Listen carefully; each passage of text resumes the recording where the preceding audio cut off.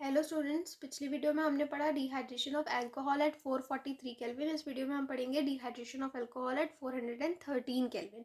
अब इसमें आपको ये बात जाननी ज़रूरी है कि जितने भी नंबर ऑफ कार्बन एटम्स आप अल्कोहल में लेते हो उसके just double number of carbon atoms आपको ईथर में देखने को मिलते हैं। जैसे कि अगर आपने इथेनॉल ले लिया है तो आपका ईथर में क्या बनेगा, इथॉक्सी इथेन बनेगा। ठीक है, और ये ध्यान रखनी ज़रूरी है कि 443 केल्विन पे आपकी एल्कीन बनती है और 413 केल्विन पे ईथर बनते हैं। तो आपको ये जानना ज़रूरी है कि डिहाइड्रेशन किस टेम्परेचर पे पूछा गया है। ठीक है, और ये एसिड कैटेलाइज्ड होती है, यानी कि मीडियम में आपका H+ आयन होता है। इससे सबसे पहला ही स्टेप यहाँ पे क्या होता है, अल्कोहल का प्रोटोनेशन। अब देखिए CH3CH2OH हमारे पास अल्कोहल है जिसके ऊपर ऑक्सीजन, जिसके पास ऑक्सीजन है और इस ऑक्सीजन के पास दो लोन पेयर की प्रेजेंस है। मीडियम में प्रोटॉन है, प्रोटॉन के ऊपर इलेक्ट्रॉन की डेफिशिएंसी है, तो ये अपने दो लोन पेयर इसको दे करके इसके साथ बॉन्ड बना लेगा। अब ऑक्सीजन एक बहुत ही ज़्यादा इलेक्ट्रोनिगेटिव एटम है।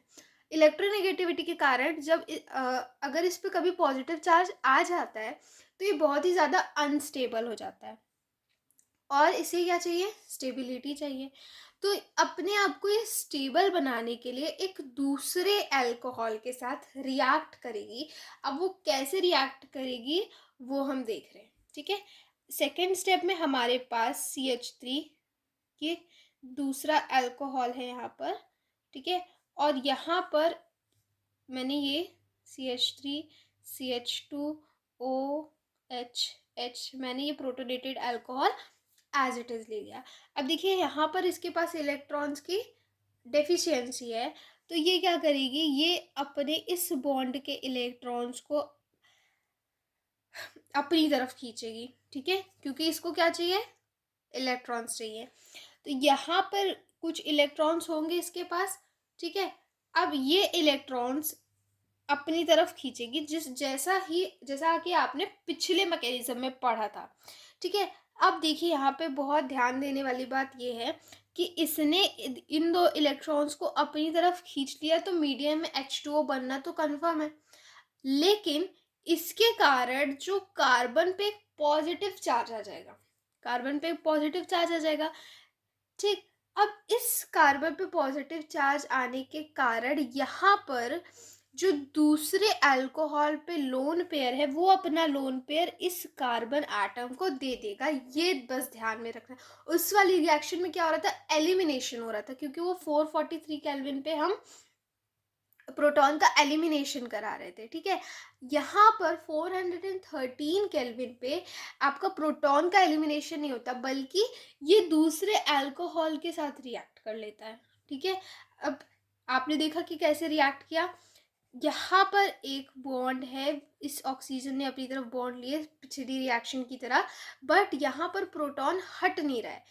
यहाँ पर जो कार्बन के ऊपर पॉजिटिव चार्ज आ रहा है उसको स्टेबलाइज करने के लिए दूसरा अल्कोहल अपने एक लोन पेयर के साथ इसके साथ बॉन्ड बना लेगा और हमें क्या मिल जाएगा, यहाँ पे H2O तो बन गया इससे।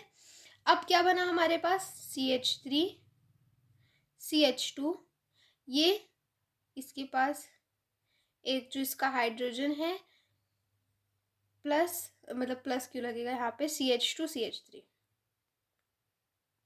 ठीक है, बट यहाँ पे ऑक्सीजन के ऊपर अगेन पॉजिटिव चार्ज आ गया। क्यों आ गया, क्योंकि जब भी ऑक्सीजन अपने दो लोन पेयर को किसी और को दे रहा है तो उसके पास इलेक्ट्रॉन्स कम हो रहे हैं ना, तो कम हो रहे हैं उसके पास इलेक्ट्रॉन्स, तो ऑब्वियसली उस पर एक पॉजिटिव चार्ज आ जाएगा। अब ऑक्सीजन क्या करेगी, डी प्रोटोनेशन करेगी। ठीक है, तो थर्ड स्टेप में आपका क्या हो रहा है, डी प्रोटोनेशन हो रहा है। फर्स्ट स्टेप पे क्या हुआ था, प्रोटोनेशन हुआ था। अब थर्ड स्टेप पे अगेन डी प्रोटोनेशन हो रहा है।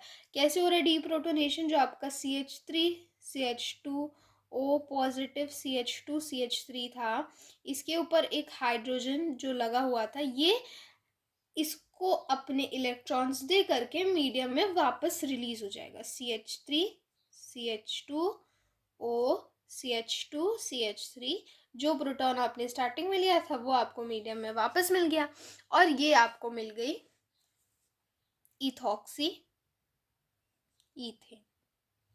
ठीक है, so this was the mechanism.